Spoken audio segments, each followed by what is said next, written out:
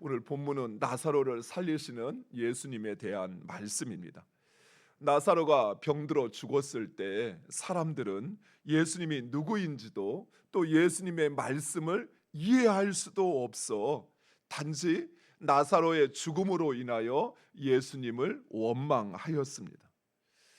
오늘 본문에 예수님은 이런 사람들로 인하여 다시 비통해 하셨다라고 말씀하고 있습니다. 왜냐하면 그들은 생명이요 그리고 부활이신 예수님을 알지도 믿지도 못한 채 그저 죽음으로 인하여 두려워하고 그리고 하나님이 아니라 원망할 대상을 찾고 있었기 때문입니다. 이처럼 사람들은 갑작스러운 문제나 또는 감당하기 어려운 일을 경험하게 되면 먼저 하나님을 찾기보다는 먼저 원망할 대상을 찾습니다. 그리고 자신의 책임을 다른 사람에게 돌리려는 모습을 보이곤 합니다. 하지만 믿음의 사람은 다릅니다.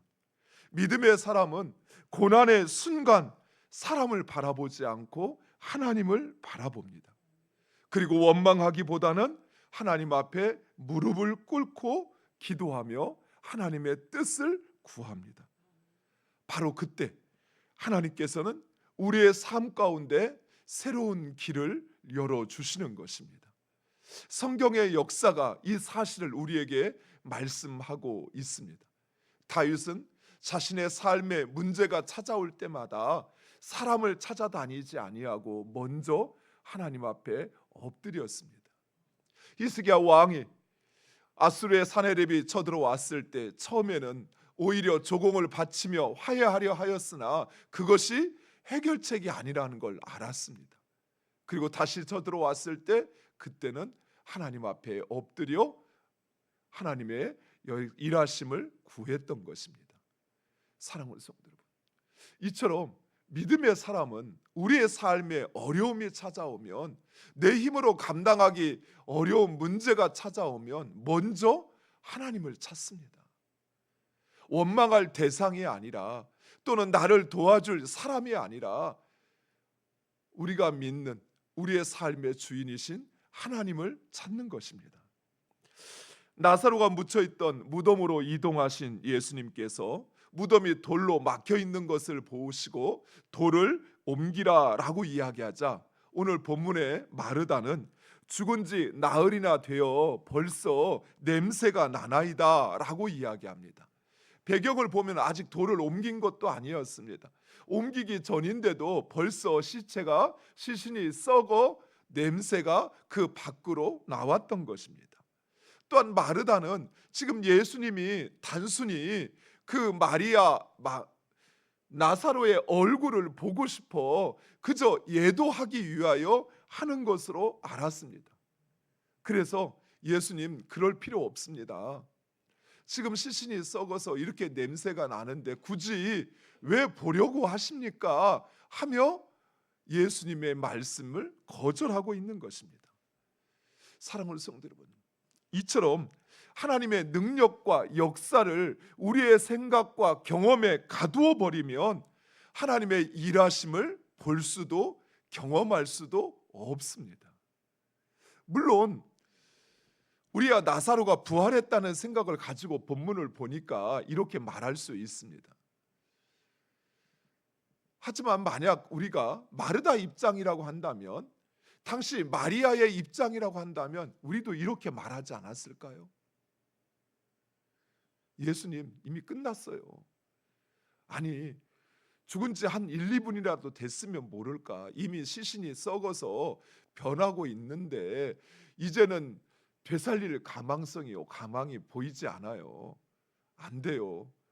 아니 이거는 있을 수 있는 일이 아니에요. 우리도 아마 이렇게 말하지 않았을까요? 사랑하는 성도 여러분, 우리의 생각, 우리의 경험이 아니라 진정 하나님의 일하심을 보기 위해서 우리에게 필요한 것이 있습니다. 그것은 무엇이냐면 나사로가 다시 살아났다라고 하는 그 하나님의 말씀이에요.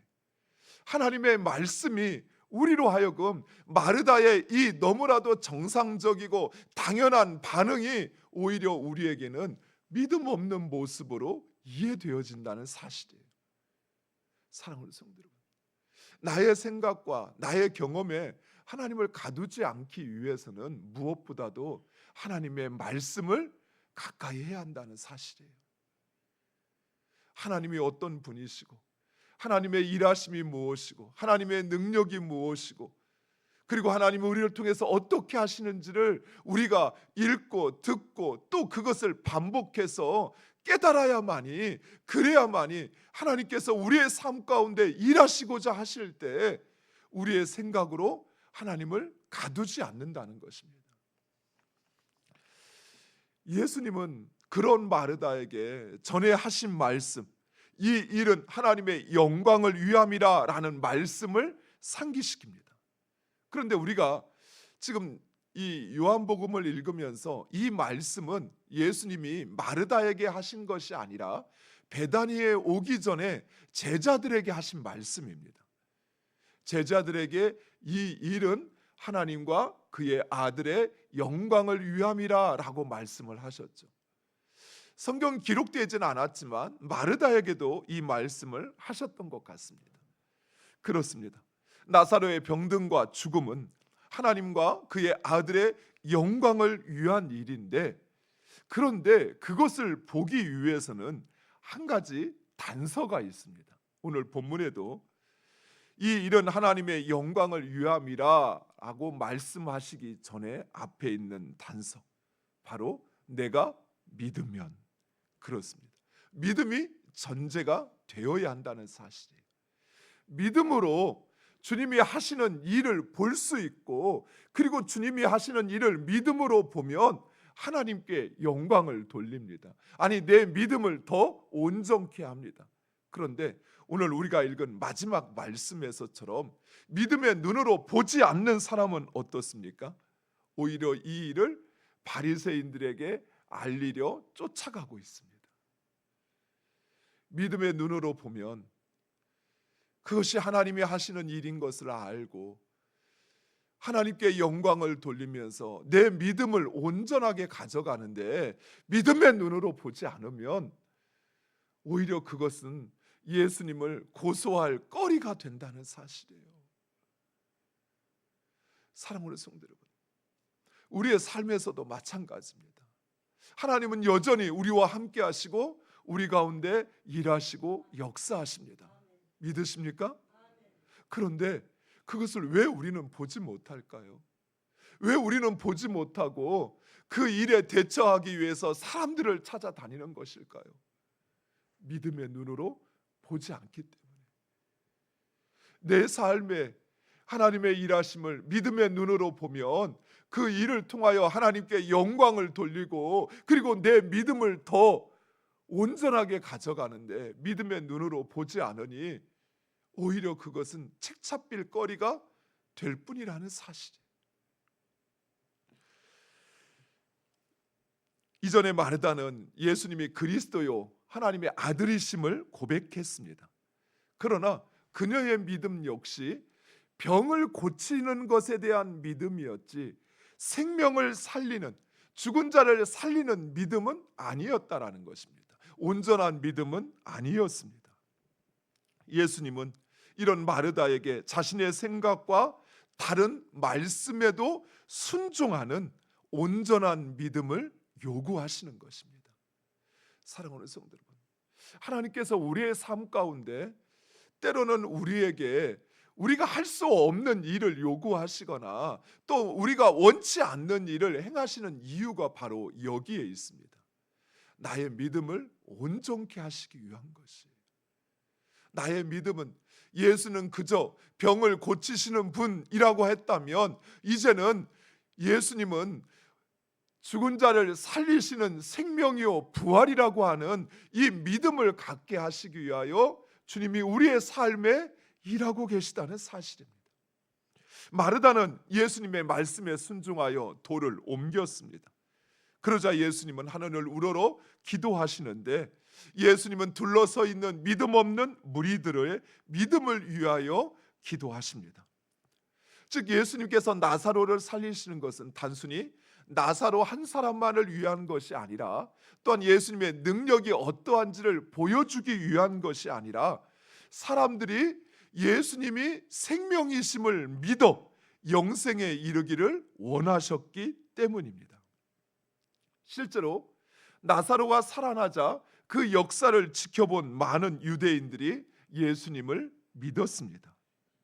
이것이 바로 예수님이 나사로가 죽기까지 지체하신 이유요, 예수님이 이 일을 통해서 기대하신 기쁨이었던 것입니다. 사랑하는 성도 여러분, 우리의 삶에 때로는 주님이 우리가 열심히 또 오랫동안 기도하였지만 그 응답을 지체하실 때가 있습니다. 그렇죠? 어떤 때는 5년, 10년, 어떤 때는 정말 포기하고 싶을 만큼 나의 기도를 듣기는 하시는가? 정말 하나님 응답하시는가? 하는 마음이 들 만큼 그렇게 지체할 때가 있습니다. 때로는 우리의 소망이 완전히 끊어져 버릴 때, 마치 더 이상 이제 아무런 소망을 가질 수 없이 죽어버린 나사로와 같이 우리의 삶에도 이제는 완전히 소망이 끊어져서 이제는 불가능하다라고, 아니 상상조차 할 수 없다고 생각할 그때, 주님은 우리로 하여금 그때까지 기다리게 하시고 참고 견디게 하실 때가 있습니다. 참으로 힘든 시간입니다. 그러나 우리 주님은 그럼에도 불구하고 우리의 기도를 들으시고 응답하시는 하나님이십니다. 하나님은 반드시 죽은 나사로를 살리셨던 것처럼 우리의 기도를 들으시고 응답하시는 하나님이십니다. 문제는 우리가 그분이 생명이요 부활이심을 믿느냐 하는 것입니다. 사랑하는 성도 여러분, 믿으셔야 합니다. 물론 이 믿음은 우리가 가질 수 있는 것이 아니죠. 내가 갖고 싶다고 해서, 내가 이해된다고 해서 가질 수 있는 것이 아니라 성령께서 우리에게 주셔야만 하는 것입니다. 사랑하는 성도 여러분, 나사로가 죽은 나사로가 다시 살아난 것을 목격한 사람들 가운데 구원받은 사람만 있었던 것이 아니었어요. 똑같은 것을 보고도 믿지 못하고 오히려 바리새인을 찾아갔던 사람들도 있었습니다. 이처럼 사랑하는 성도 여러분, 기적이 일어난다고 해서, 그 기적을 보았다고 해서 믿음이 생기는 것이 아니에요. 하나님께서 우리에게 믿음을 주셔야만, 그래야만 우리가 그 믿음 가운데 반응할 수 있다는 사실입니다. 그래서 우리는 하나님께 그 믿음을 달라고 기도하셔야 돼요.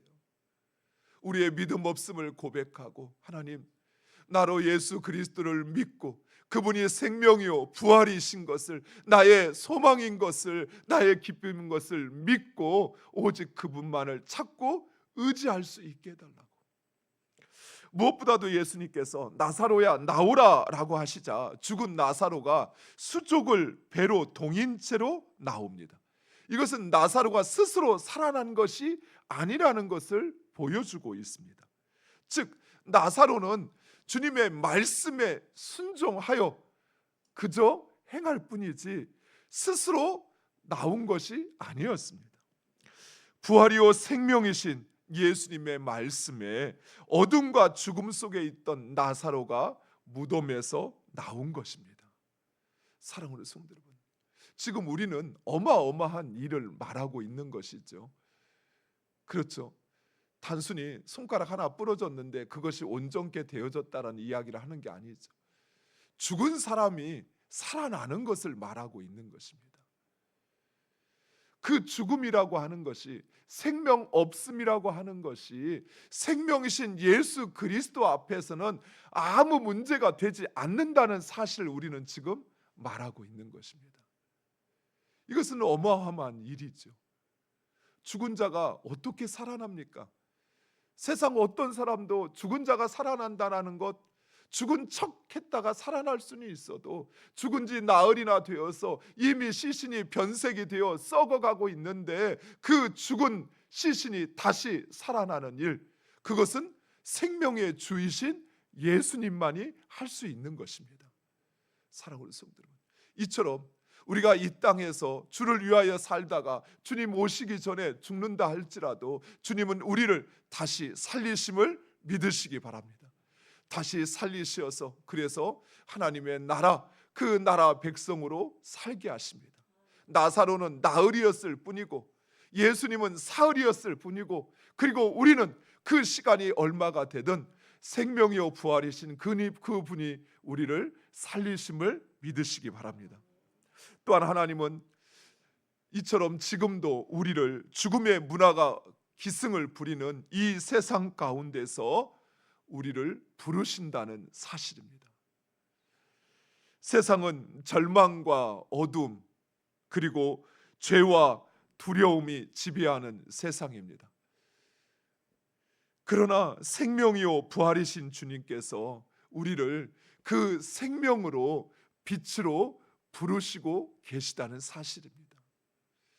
세상에서 이루어지는 것, 그것은 결코 사람을 살리는 것이 아니죠.